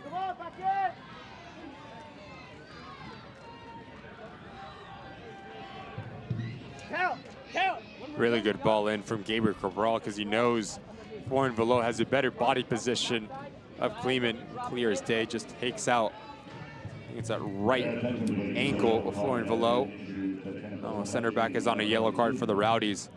Remainder of this game, 23+ minutes left. He needs to be very good in terms of his discipline and his decision making. I think overall this has actually been a uneventful physical match, right? Correct me if I'm wrong, but I think that's the first yellow card of the match, too. I can't remember the last time we've gone this deep into a Miami FC game without a yellow card, especially through the first 45, let alone 2/3 of the match. We talked about also a rivalry match, close in proximity, the Battle of Florida. Yeah. You expect it just to be a bit much, but I think if you're Nicky Law and Lewis Neal, you have to be very pleased with just managing your emotions, both sides. Stanley trying to work that corner.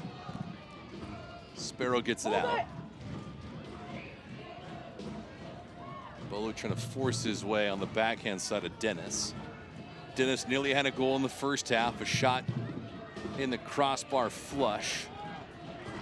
Almost banked in off of Adrian Zendejas. 69th minute. So if you're going to make a change being Lewis Neal, when does it happen? I would say 75th minute at the latest. Yeah. I think this game, or this maybe even forces the issue as Bolak and Yodi goes down. See if he changes, maybe drops in Florian below, or can bring in Dennis DeWuna on like-for-like sub. But I do think you're looking at your bench and seeing who's going to bring in an impact positively in terms of the quality and just energy. Benjamin Mines, he's on the sideline right now. The honorary first pitch, as you saw it in the highlight package if you were hanging with us. Tried to grab the corner and missed. It was a ball. Had some sad news today. The passing of the great television host Bob Barker, 99 years of age. Bob Barker, the host of Price is Right for decades. And then, of course, the infamous right hand to Happy Gilmore. A great slot that he was in, that cameo appearance, being Happy Gilmore's partner during a golfing tour. 99 years for the great Bob Barker. That's a way to go, though.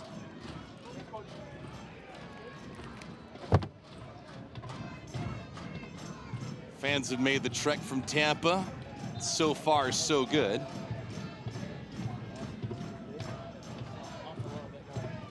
Got some pretty good Brewers up in that area too, Ricky.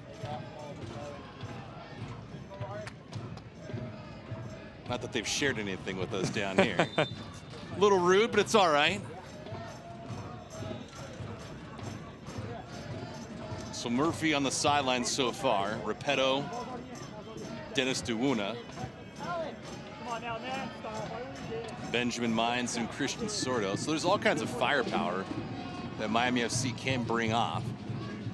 Lewis Neal has elected not to do so yet.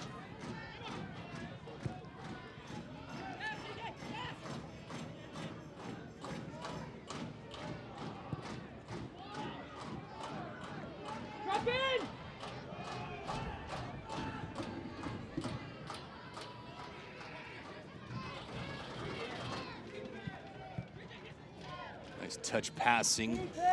Cabral trying to break it up. Dennis fighting Cabral.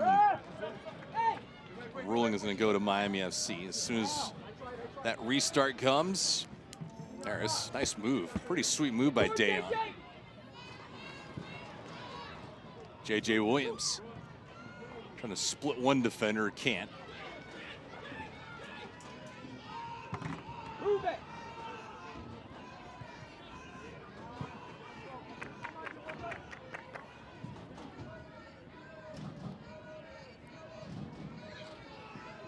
Bad pass, a rare one for Antley.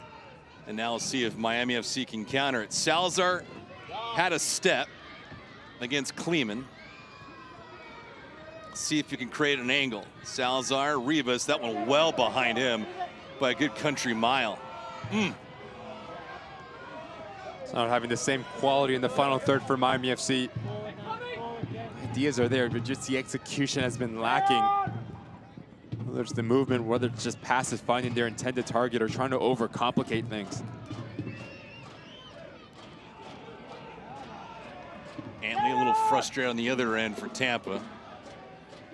As we scoreboard watch, Loudon 1-0 still over Indy 11. 73rd minute. El Paso 2-0 over Hartford. Oakland 1-0 at the break against Lou City. Charleston with the advantage over Memphis, and then RGV and San Diego just underway. Minute number 28.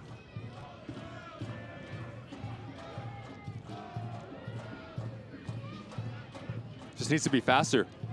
Just see how many players are just walking around for Miami FC. Not enough urgency. It's really surprising when we talked to Luis Neal and said, look, this is a massive game for us in terms of just having our hopes getting into the playoffs. I haven't seen the same translation when walking across the white line.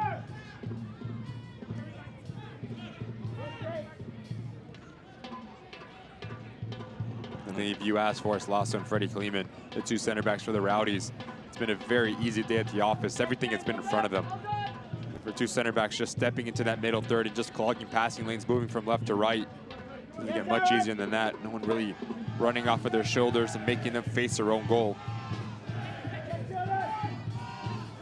they've had a couple of moments. Segbers, great job by Mark to win it. Drop pass below. That one broken up. Salazar, sharp angle, player down. Is that gonna be on Segbers? Wow.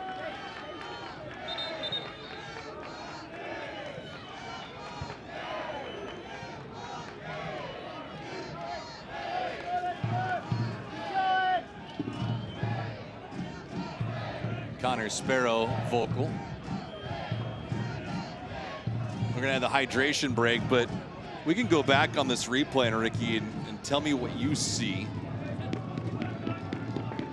Segbers did a wonderful job to win it, as Benjamin Mines will come in. This time we'll go on our hydration break. Hydration break right now. Number 26 today. And number 30, Ariel Martinez. Ariel Martinez coming in for Cal Jennings. Mines in for Rivas. Number 11, Joaquin Blanca. And number 20, Benjamin Mines. Pathfinder's only $199 a month during Weston Nissan's Drive for Less sales event. Drive the Pathfinder, only $199 a month, 33 in stock. Shop WestonNissan.com. Drive for less at Weston Nissan. It's getting late in a hurry, 76th minute. Cal Jennings, his goal in the 36th, has stood up so far.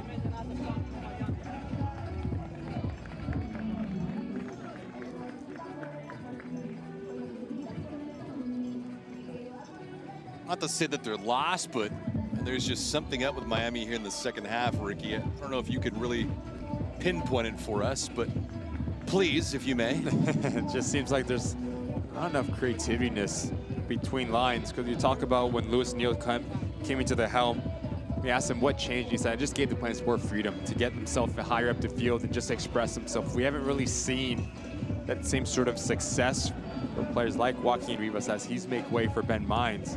But also you have to give credit to the Rowdies, how good they've been defensively.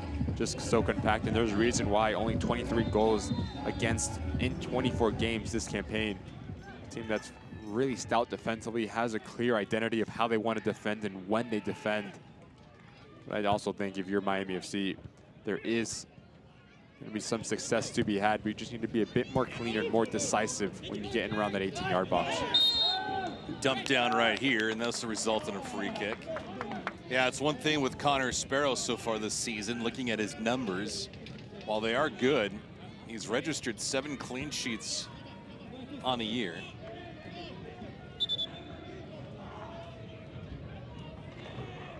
So 7 clean sheets in 20 matches for him. Probably second most dangerous spot on the field tonight for Tampa Bay.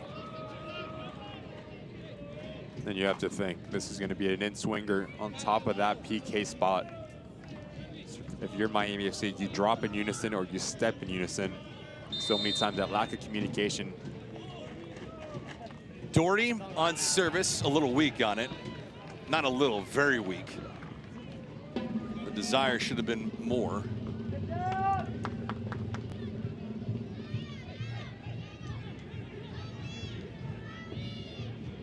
And those elements to a match have been far and few tonight for both squads. Outside of a handful of corner kicks, not much on the free kick side.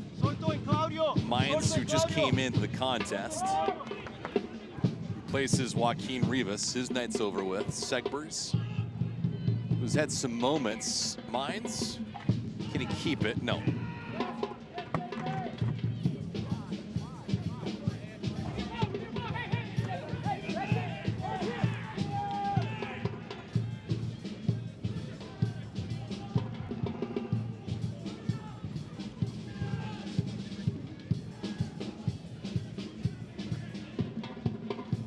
Make sure you stay with us at the end of the match. Ricky will have our Tata2 man of the match, voted on by Ricky Lopez Espin. That's about it. He's got the honors. Watch out, Mines. Mines, sharp angle. At the very last moment, broken up.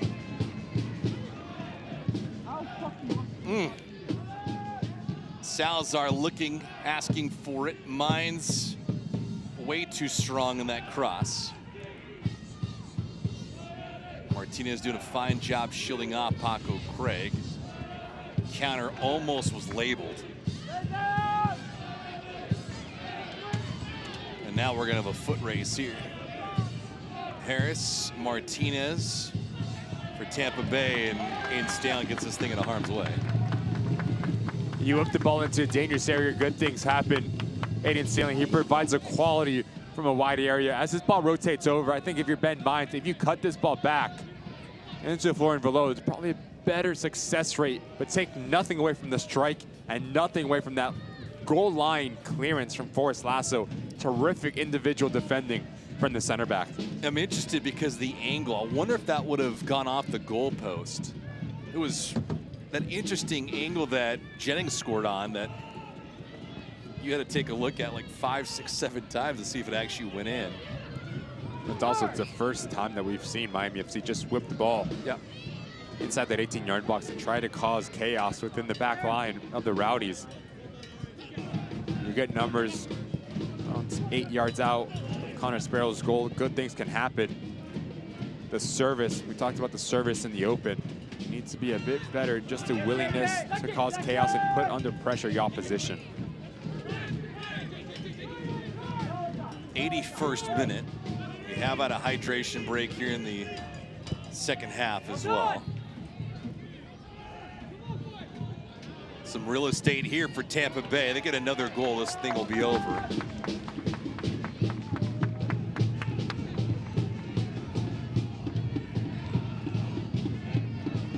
Just the way that Nicky Law's team has played. They have been stout.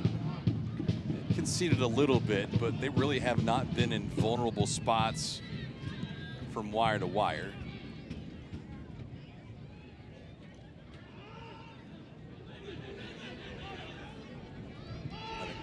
Had a great chat with Nicky Law this week, talking about the comfort within the organization. Felt like he just stepped right in for Neil Collins like the plane was on autopilot from 30,000 feet.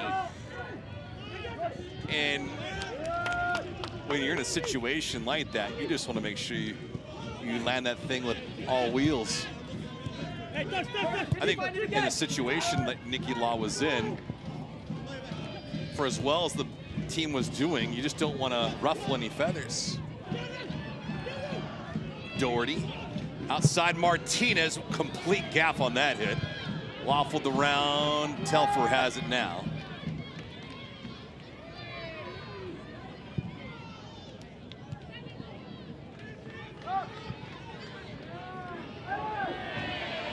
Salazar with some body contact with Kleeman, and Kleeman got away with one. No foul being called. Sergei Damianchuk was right on top of that play, and apparently he didn't see anything. And to be honest, I think it's a no. It's a good no call. Kleeman comes in with the chest, never through the backside. And I do think Michael Salazar is just looking for a foul there, tries to make the most of it. There is contact for sure. And that'll be his last interaction here as we bring in Christian Sorso for Miami FC.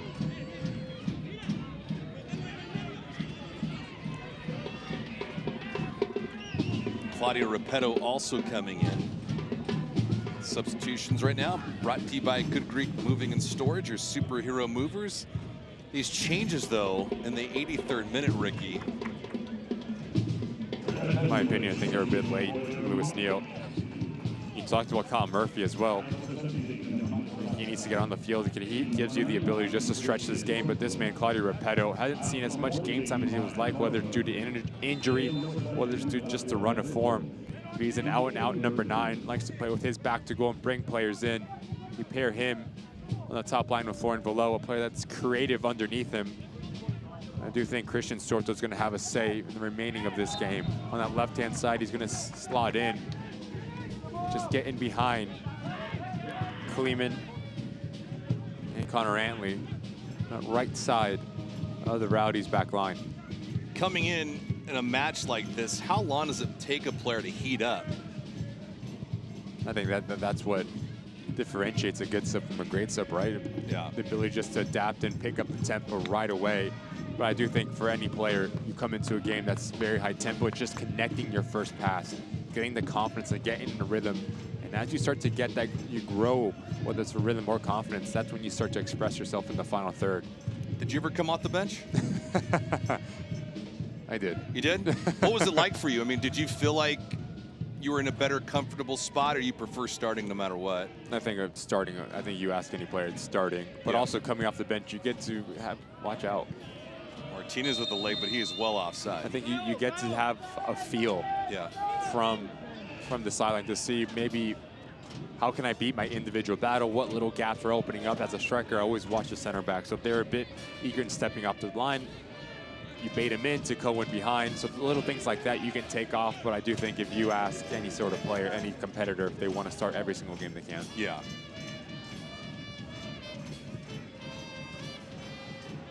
As a competitor, you always feel like you control the ultimate destiny of yourself and the team. Stanley looking for Sorto, but he hit the e-brake. Again, it's just overcomplicating it from Aiden Stanley. The ball was on about a second earlier into Christian Sorto's feet. A little step over, throws off the run, and the timing just goes to the wayside. 86th minute. Stanley, is he onside? He is. Stanley looking for Repetto. Lasso heads it away. Martinez skips it over to Harris. Tampa Bay trying to seal the deal on this victory. It'd be their 14th of the year, and they're 6 on the road.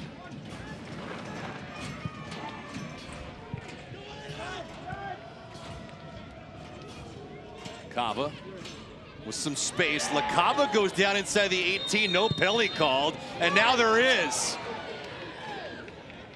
Slight hesitation from Sergei Denemianchuk. And oddly enough, I think you want to allow this play to continue, right? Give credit to Jake LaCava. Knows exactly what he wants to do. So decisive, unbalances Mark Segbers, and there's no need to leave your feet there if you're Mark Segbers. You're beat. There's traffic, essentially. Just let him run into it and let Ben Ofiembu step off the line, clear PK. But like you said, David, I think if you do play the advantage, you have to see it go out. Yeah. Into the Rowdies' argument, the ball ends up in the back of the net. As you bring it back, we'll see who steps up. It looks like Charlie Dennis has eyes. And he should. He's 3 for 3 so far this season for the Rowdies on penalties. As a club, they're 3 for 4. Cal Jennings the only one that has missed. Dennis will put this game away with a goal here. Lots of pressure on Adrian Zadeas, who has failed to stop a PK this season on 3 bids. Dennis on the approach, pulls it, he scores! Right down the pipe. Charlie Dennis pointing to the hometown faithful that have made the trek from Tampa Bay.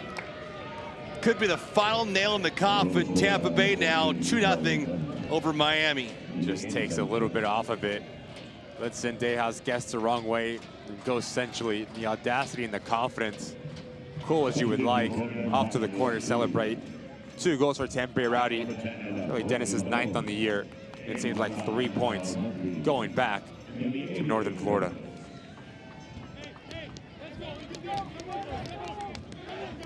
Well, the goal after the foul, and Kyle Murphy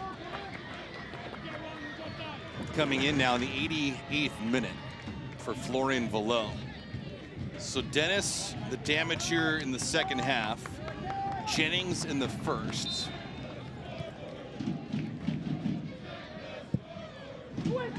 And this is a solid Tampa Bay Rowdies team. They have a guy in net that can steal you 3 points if they need to.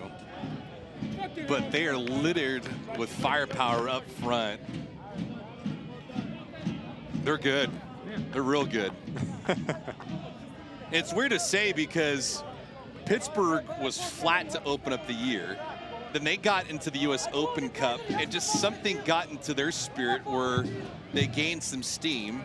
Now they're one of the upper echelon clubs in the Eastern Conference. But yeah, Tampa Bay, they didn't have an easy start to the year. Winless in their first 4, then they beat Miami, and then they go on a run. I think if you look at quote unquote the top teams in the Eastern Conference, it's just about grinding out wins, right? You don't need to play your best football, your best soccer, but just finding ways to grab 3 points. And I think that's, if you ask any sort of coach within the USL Championship, is one of the most important things for a team. To deal with adversities, whether it's the heat, whether it's not playing your best football, but to manage those critical moments, especially down the stretch as you're eyeing playoffs, to get in your rhythm, to get in the form, because you understand that sometimes you walk across that white line and it's not your best foot forward. Things are not going to click. You're not going to be clean enough. You're not going to be decisive enough. But can you be decisive enough in those certain moments that can put you over and give you those points when needed? I think one thing is important with Tampa, though, is they have 11 players on the pitch that know their role. Like, there's no broken identity where you feel like certain guys need to do too much. I think you look at the roster as well, and just a rollover, whether it was Neil Collins, now it's Nicky Law, the understanding of, like you said, the roles, the culture, the way that they want to play defensively, offensively, and understanding the tendencies of their teammates. And I do think that there's a reason why they're one of the marquee clubs in USL Championship. Everyone looks up to them.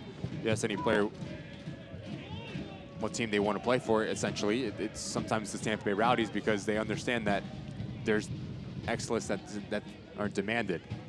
It's funny you say that, because how often have we seen that in the last 5-6 years, where a coach either gets fired or leaves for a new opportunity, and then the interim coach comes in and then they win the whole thing.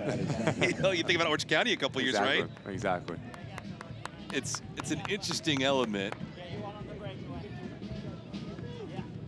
Some more changes, though, and another one for Tampa here, as we're in stoppage time. 6 minutes of stoppage time.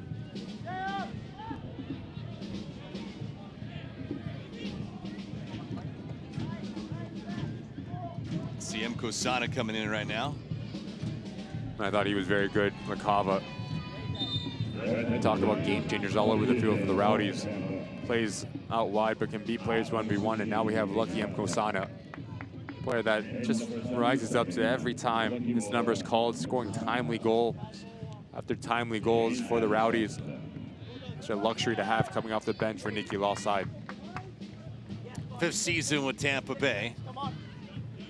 Was with them in 2013, 2014. There's M. Kosana. It's a great first name, Lucky, by the way. There's a French-Canadian hockey player that used to play for the LA Kings. Luc Robitaille's nickname was Lucky. I feel like you get a name like Lucky and M. Kosana, you could do no wrong in any sport and in life. We'll have our Tatitude Man of the Match coming up at the conclusion of this thing. Rowdies on their way to their 14th victory of the season. And it certainly is a gut punch to Miami FC when we look at the USL Eastern Conference standings. And Tampa, in real time, with their 3 points here tonight, it would move them to 47, 3 points behind Pittsburgh. So it goes Pittsburgh, Tampa, Charleston, Memphis are the top 4, followed by Indy, Lou City, Birmingham, and FC Tulsa.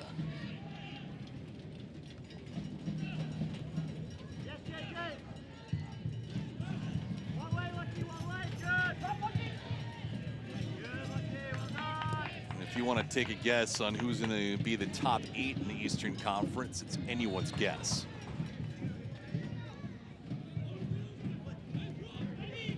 We mentioned that Loudoun United was leading over Indy 11. You blink, and then all of a sudden, Indy 11 has the lead. It's not 1-1, it's 2-1 Indy 11. Guenzati and Quinn scoring goals 8 minutes apart. And that really has to put a hurt on Miami FC. We'll get them next week. But Guenzati in the 81st minute, the go-ahead goal. And tonight, Charlie Dennis on a penalty, pretty much sealing the deal for Tampa Bay. Dennis's 9th goal of the year. Cal Jennings scored earlier, his 10th. Tied for the team lead with J.J. Williams. I mean, conceivably, you could have 4 guys with 10 goals on the year. Pretty good distribution across the board. Hey, that's right in front of you.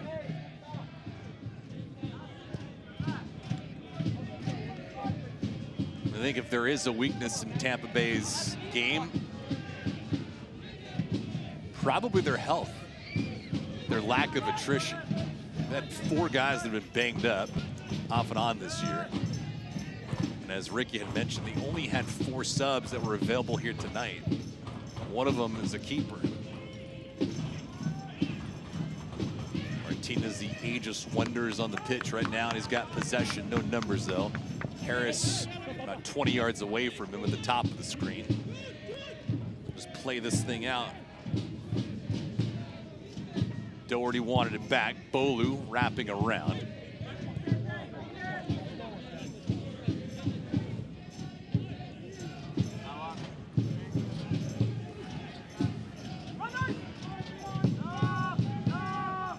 Here's Kyle Murphy.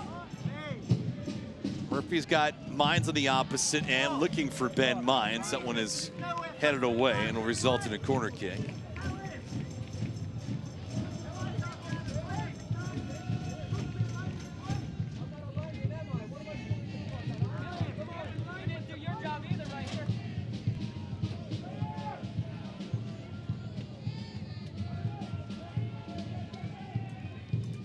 It's a shake your head moment, kind of, right, Ricky? Where you think about the chances in the first 25 minutes.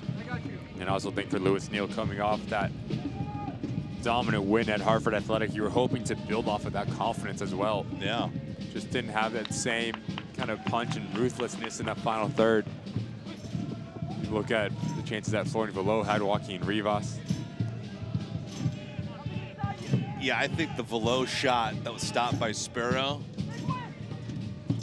you let a team off the hook and then they come back and bite you. That's exactly what happened. Here's Martinez. Sergei Damianchuk will be looking at his watch here in a few moments.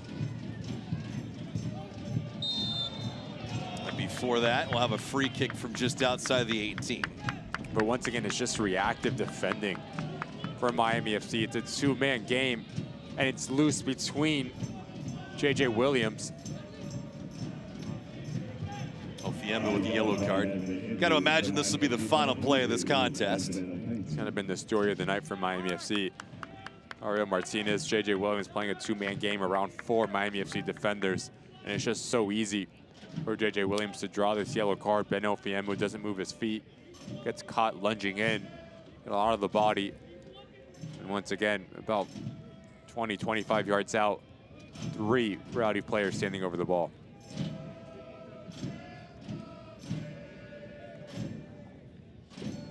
Let's see who's going to take this shot. Williams. But imagine it's him, but Dennis is also there.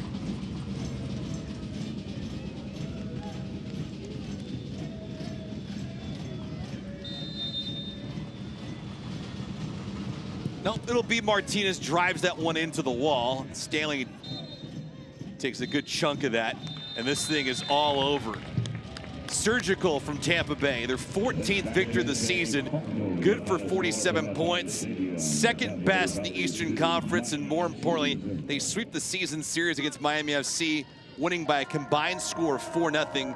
Tonight, 2-0 in the difference. A team that knows exactly what they need to do and want to do on both sides of the ball.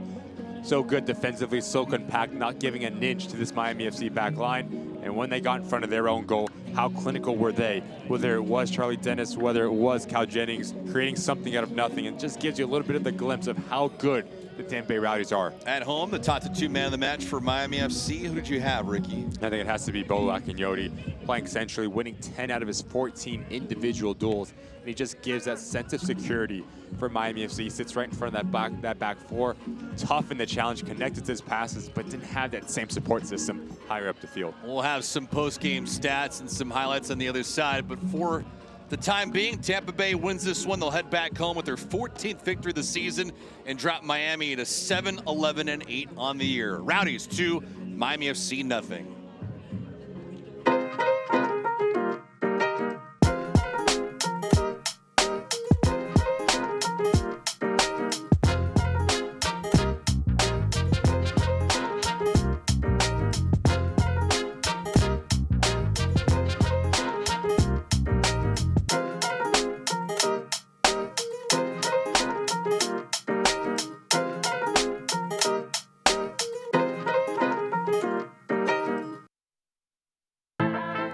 Some people think Miami is just flamingos and palm trees. And hell yes, we have badass sunsets. But Miami's Little Havana, Doral, Little Haiti, Hialeah, Wynwood, Coconut Grove, Kendall, Calle Ocho, Sweetwater, Homestead, cortaditos y coladas, empanadas y croquetas. Is so much more. This is the 305. This is who we really are. This is what we are all about. I am Latino. I'm a disruptor. I am LGBTQ. I am a villain. I am a mother. I am Haitian. I am an athlete. I am an activist. I am a king. I am American Dream. I am the future. I am. I am AFC. Rowdies, the class of Tampa and Florida here tonight. They beat Miami FC 2-0. How did they get it done, Ricky? Straight down the middle, attacking 101, but look how easy it is for that back four of Miami FC. If you're Ben Ofiemi, you need to be tighter. Once you make him play negative, that's when you squeeze, but you give the time and space to a player like Cal Jennings, he's going to make you pay time and time again, and the traveling faithful, they love it. 54th minute. Miami FC had some moments, and the flurries, they didn't pay off. Again, just not taking your chances. You pull it from distance. Yes, it's a good strike. You hit it very well, but even bigger save from Connor Sparrow. And then this is another brilliant opportunity. Aiden Stanley with the quality. Ben Mines, you cut this one back, Florian Veloz on top of that 6-yard box, but give credit to Forrest Lasso. Last-ditch defending effort, and then this was the icing on the cake for the visitors. Jake LaCava comes interior, catches Mark Segbers, and then that man, cool as you would like, off to the corner to celebrate. Zendejas goes packing. 3 points for Tampa Bay Rowdies. Charlie Dennis seals the deal for Tampa Bay. They get it done. 14, 6, and 5 on the year. Good for 47 points. Miami FC falls to 7, 11, and 8. Their next date will be in a week from now on the road against Indy 11. For my broadcast partner, Ricky Lopez, and our entire crew, this is David Gascon saying so long from South Beach, Florida. Rowdies win it 2-0 over Miami.